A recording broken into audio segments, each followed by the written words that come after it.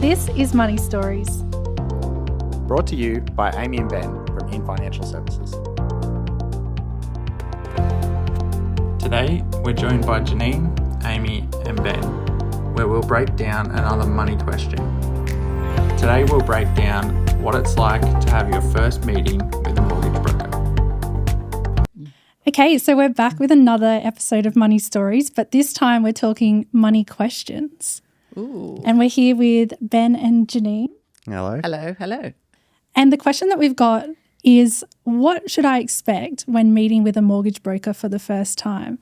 I know that's a loaded question, Yeah, it is. but I'd love you to break that down for our audience, just so they know what to expect when meeting with a mortgage broker. Well, it's a good question because a lot of the times people are a bit unsure about should they go see a mortgage broker and what should they expect, and should I get ready to go see a mortgage broker in relation to, do I need to make sure that, you know, like I don't have any issues. I don't want to be showing things that have got problems or anything. Well, we don't care about any of that sort of stuff. It's like, well, just come to us, have the conversation and let's see where it goes.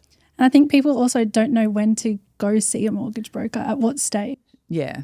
So I would actually say in relation to that, whenever you want to have a conversation about anything in relation to your money, your finances, property, like go and have a conversation with a mortgage broker, because they'll be able to, or we will be able to, see where you're at and where you need to get to be in a position to be able to move forward. So from the start, what actually happens in that first meeting with a mortgage broker? Is it formal, casual? Yeah, so it's a bit of a mix of both. Yep.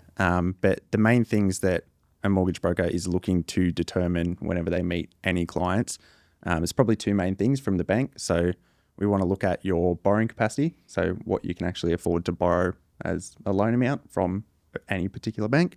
And then we also look at your loan to value ratio, or LVR. And that's basically how much of a loan you're borrowing and how much of an asset you have to borrow that loan against. And they're sort of the two main things that banks will look at when determining what they will lend out to a client. So yeah, we can discuss how they're sort of calculated and what that sort of means for you. So I suppose we start with just getting all people's basic information, like all your names, addresses, where you're currently working, how long you've been working there for, what your income is, what your assets are, what your liabilities are. Then off the back of that, it's more about asking the question, okay, so what's your plan? What are you here for? What are we trying to achieve? And sometimes what they think they're here for might not actually really be the actual end result of what they're actually trying to achieve. So it's then about, well, having that like discussion about, well, where are you and where are you trying to get to? And it might be that you're looking to buy your first home, but then off the back of that, you're then wanting to go and do like another one in 2 years, another one in 4 years. So we then need to make sure that we're structuring you correctly and helping you determine what you need to have to be able to continue that transition to where you're wanting to get to. So it's not just about what can you do right now, but it's also about, well, where you're trying to go and what your future looks like. So people don't need to be ready to buy right now before they come and see you? No, definitely not. No. We can get there and we can tell them what they need to be able to buy, and then help. And then basically we can then check back in 6 months' time and say, okay, well, where are you at now? How are we going with all of that? So it's more about just having that open discussion. And sometimes we'll have people that might come and they might have, say 4 credit cards, and all 4 credit cards are all overdrawn. I was going to ask that. Yeah. What if you're nervous about sharing your financials? And that's fine. 4 credit cards are overdrawn. Okay, cool. So let's learn from that, and then let's get there and control that. And because, of course, that's not what a bank is going to want to see. So you're not in a position to do something right now, but you'll be in a position to do something after, we get them under control. So it's just about working out, well, what do I actually need to do to be able to move forward? Yeah. And just on that as well, it's just about knowing what you can do and knowing what you need to move forward, because you might have people that come in and they have 5 credit cards, but they haven't spent $1 on any of them. Yeah. But those 5 credit cards are still affecting what they can do now.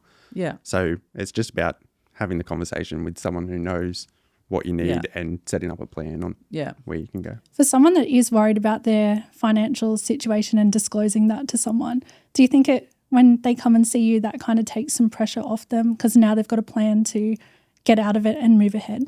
I think it helps a lot because now they actually have got someone else that is just saying, okay, well, don't stress about it because here's what we'll do for the next step.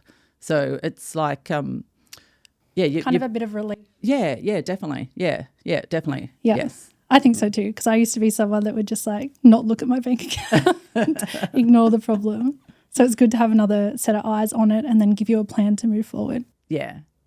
And then you've said a number of times, when you've got a plan, you actually take action on that plan. Yeah. So like you could think in the back of your head, like I want to buy a house in a year or 2 years. But if you don't actually set up a plan of how you're going to achieve that, then that 2 years will just keep drawing out another year added on until you actually set up a plan and start moving towards actually putting that in place. Yeah. And then I've spoken to people and they've said, oh, look, I'm not in a position to buy now.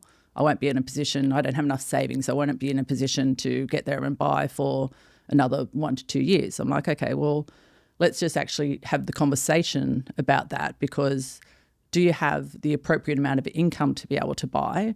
And their income was perfect, so they could borrow the amount of money that they wanted, but they just didn't have the savings. So just because you don't have the savings doesn't mean that you can't buy now. Yeah. If you can have, like say, for example, a family guarantee where a family member's happy to use their property as part security, well, then you don't have to have that savings because you've got this other person that's helping you get into the market. So it could then bring your whole journey 2 years forward because you haven't had to worry about doing that savings pattern. And you don't know what you don't know. Yeah, that's right. And my comment to them was the properties that you're looking at buying in 2 years' time, how much will they be worth then compared to how much you're going to save over that time frame? Yep. Because if you can only save, let's say, $500 a week, which is still a lot to save, so that's $25,000 a year. And if that property has gone up by more than $25,000 in that 1 year, it would have been better to get in now and then you're actually starting to build the equity on that property if you have somebody that could back you. And then luckily for them that they did have a family member that was able to go as the guarantor. And so then their property has gone up and actually that particular person, after 2 years, which has just happened recently, we were able to get their place revalued, take the family member off the property. And so now the parents have got their property back and they've got their house that's gone up and it's under an 80% land. That's so good. Yeah. So it's worked out really well for them. And that's something that happens quite frequently. Yeah. So you, in that initial meeting, they sit down with you, you gather all their personal information, and then before you discuss loan to value ratio and borrowing power, what can they expect from that? Yeah, so like I mentioned, there's the two things that we sort of need to determine. So first of all, we'll have a look at their borrowing capacity. So that's what they can actually borrow from any particular lender. Now, when we look at that, we look at their incomes minus any liabilities and then minus any living expenses. Mm-hmm. So you've got all your different incomes, whether that be just like PAYG, self-employed, rental incomes for any investors. And then you've got your liabilities, which gets taken away from those incomes. So liabilities like your credit cards, home loans, personal loans, all that gets taken away. And then you've got your living expenses, which are usually calculated on a monthly basis, and they also get taken away from your incomes. Mm-hmm. Now, that leaves you with a surplus cash flow, or hopefully a surplus cash flow. And that surplus cash flow is then what the banks look at as what you've got left over to pay for a new loan. Yeah.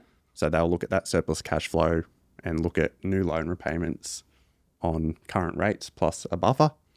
And basically they'll see what that surplus cash flow can afford to make repayments on, which will determine how much you can borrow with that particular bank. Mm-hmm.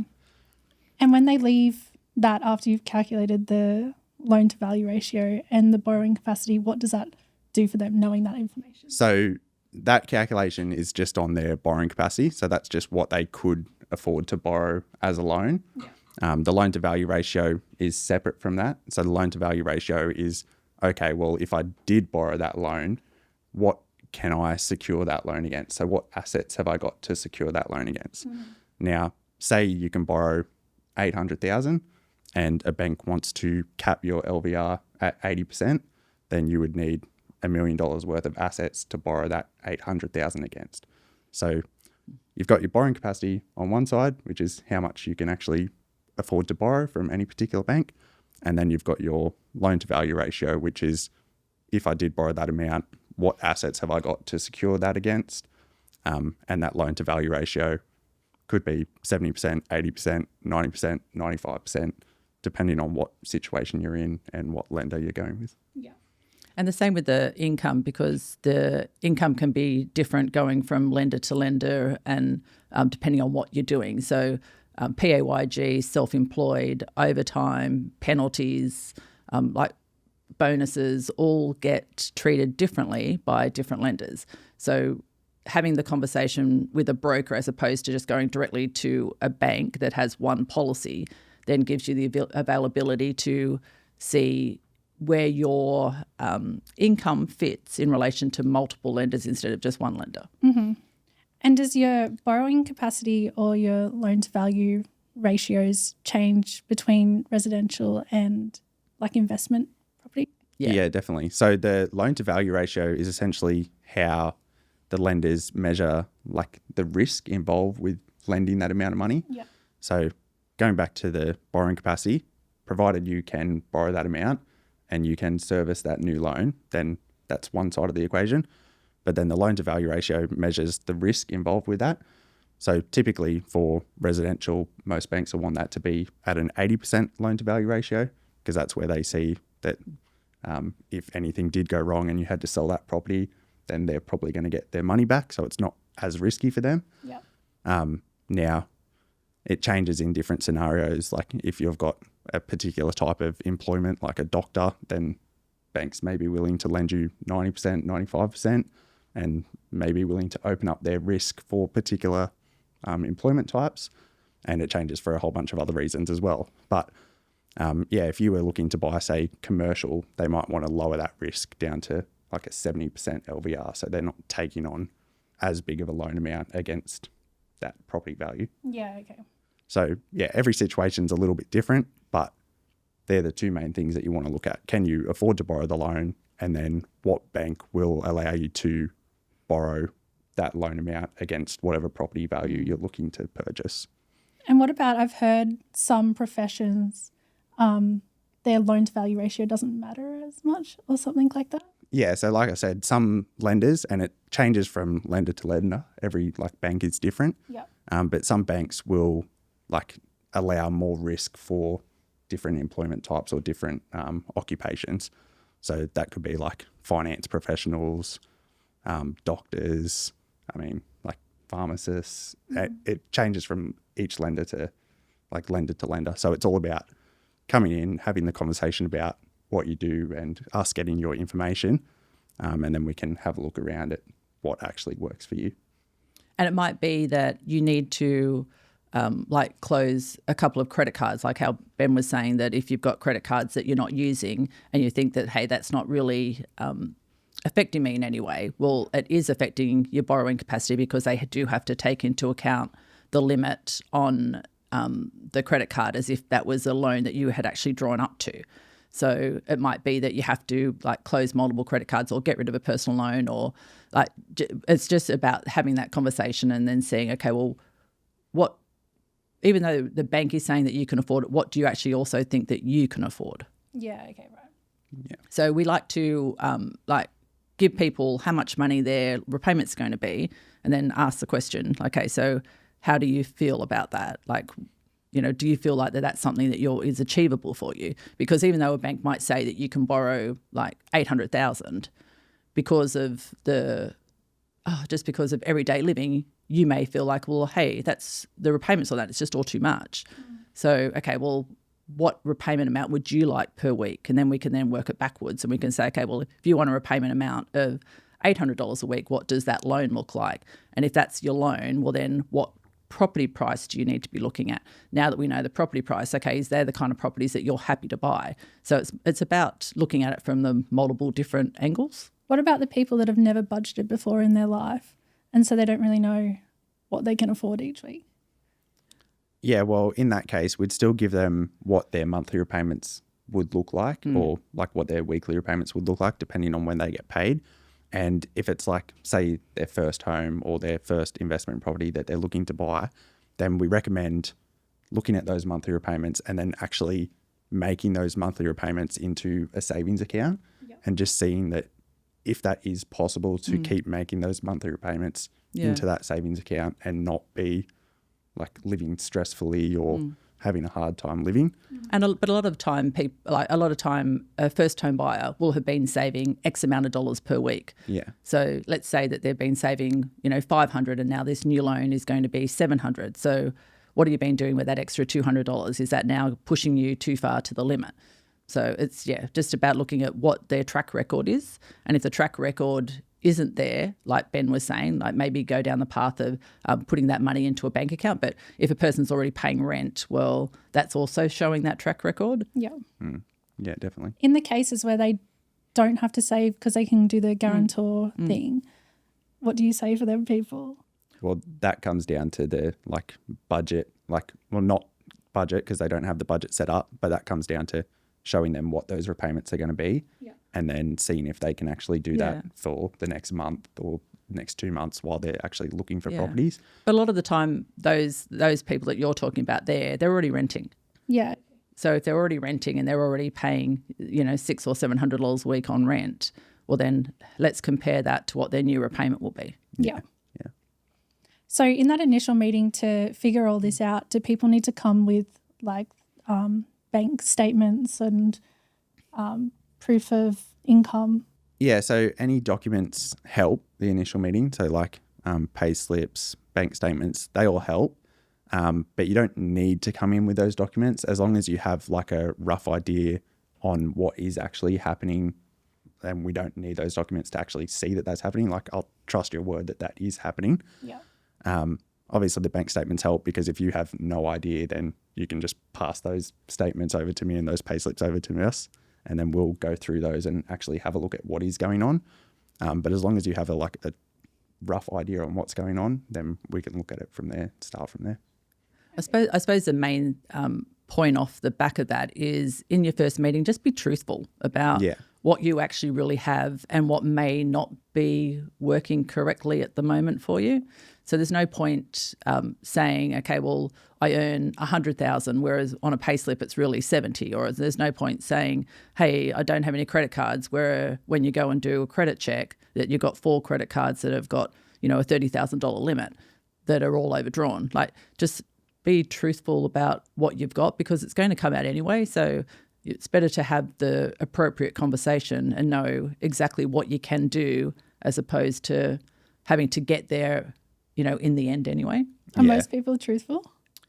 Majority. Yes. Most people are. But just on the back of that, if you're not truthful, then we'll sort of tailor a plan that actually doesn't work suit for you. Yeah. On the basis that you were being truthful, but then we find out that you're not and that plan doesn't actually work for you. So it's better to just, be truthful, get the plan set up from the get-go and find out what you actually need to do. Yeah. If you've had a default in the past, that also will affect what you can do. And then again, that's the same thing, just have that conversation about, well, okay, I have had history of a credit default. Okay, well, let's talk about it. Let's see what it is and see, well, now what lenders can we use and is it something that we can explain and has it been paid? And then we can actually work out really what's going on, what we can do. Yeah. Yeah. What do you think surprises people most after that initial meeting with you? Oh, there's many things, and it comes down to different people and how they operate. Yeah. One of the big things, like Janine was saying before, people will come in with credit cards and they might have a $20,000 limit on that credit card, but they've never used that credit card in their life. Even though they've got it sitting there, they've never used it. And they just think that because they've never used it, it doesn't actually affect what they can borrow. But the banks do look at that total limit of the credit card because you could go out and borrow up to the maximum amount that you could borrow. and then you could actually not afford to meet those repayments and start using that credit card and start relying on that credit card to live. And then that would put you in a bad position. So the banks do look at the maximum amount that you can get out on that credit card. And yeah, even if you haven't used it one day in your life, they still look at that. So I would say that most people walk away going, wow, I didn't know all those other options were available to me. Yeah. Because they may come in and they just may think, okay, well, I just want to know what I can borrow. You're like, okay, cool, let's work out what you can borrow. But then you can then say to them, okay, but do you also know that you're in a position to not only refinance your property because you're wanting to, go for a holiday or do some renovations, but at the same time, you could also buy an investment property. And they're like, oh, I didn't know that I could do that. I didn't know I was in that position. So, and then other people might be like, okay, well, I'm coming in to have the conversation about can I buy my first home now? I feel like I can't do it for a couple of years. And then they are in the position to buy it. So a lot of the time, or you give them that plan to show them, okay, well, these are the steps that we have to do, and these are the things that you're going to have to achieve over X amount of time to be able to do it. So like just walking away with that plan, and then also knowing where I can go and what direction I should be going towards. I feel like majority of people come away feeling like so much more confident and just knowledge around what they knowledgeable can do about and what how is to possible. Get there. Yeah. That goes back to like the scenario that you were saying before, and we've had it happen so many times where a first home buyer will come in and they want to set up like a savings plan because they've currently got $0 in savings and they need, say they want 30,000 in savings to be able to buy the property that they want. And then we have a look at their borrowing capacity, and their borrowing capacity is actually really good, and they could do what they're wanting to do if they had that savings available now. And then we have a bit more discussions with them and realise that they've actually got family members who are willing to help out in providing that equity or that family guarantee, and then they can get into the market like a lot quicker without actually having to wait that 1 year, 2 years to get that savings. Yeah. Well, we've had clients come in and they are like, okay, well, I want to look at buying an investment. Okay, cool. You can buy your investment, but also know, not saying you have to do it now, but also know that you have the availability to buy another 2 investment properties in the future. So it's then giving them like what's possible now, and if they found one that they thought was amazing, if they found 2 that they thought were amazing, fine, you can do both. So it's more about just getting through and working out the unknown that they didn't know. Well, now I actually do know what is possible, and so I can go away and decide what I want to do, not what I feel like I'm restricted to do. So do people need to come in and already have like their solicitor, all of that other stuff that you need to get when you're buying a house sorted first, or do you help with that? No, definitely not. I'd say the first step is talking to a mortgage broker and figuring out what's actually possible or what sort of pathway or path you need to go on to get to where it's possible. Yeah. So you'll guide them through all of that. And then, put all that other stuff in after. Like, because if you come in and what you're wanting to do isn't actually possible for 3 months, 6 months, then there's probably no point going out and looking at those properties before it's possible, because those properties that you look at, you'll just fall in love with them, but then they won't be there when you're actually ready to go. So, and same with a solicitor, you might find a good solicitor, but then they might just be chasing you up for 2 years and you'll just be wasting their time for 2 years because you're not ready to go. So I think the first step is speaking to a mortgage broker, finding out when you're going to be ready, and then we'll put those other areas in place to like when they're needed. Yeah. So what would you guys say to someone who wants to see what they can do, but they've been sitting on the fence about booking that initial meeting? Have the chat.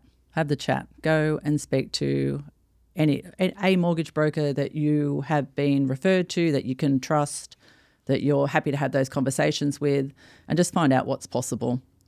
It doesn't actually matter where you're at in life or what you've got going on. It's always good just to have that conversation, because you just don't know what you don't know.